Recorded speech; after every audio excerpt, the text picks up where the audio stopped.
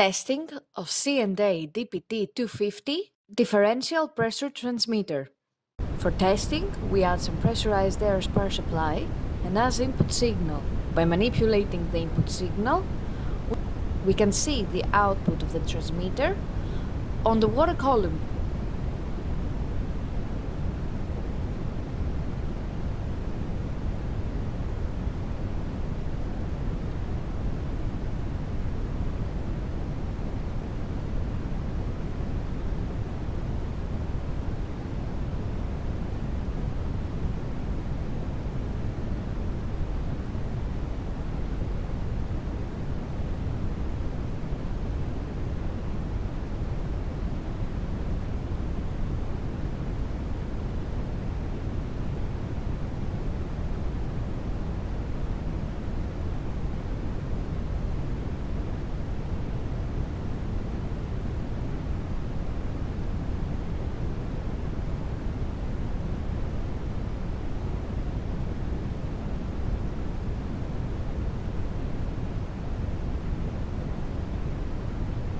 It is now clear that the DPT-250 differential pressure transmitter is working successfully and is ready to be delivered to the customer.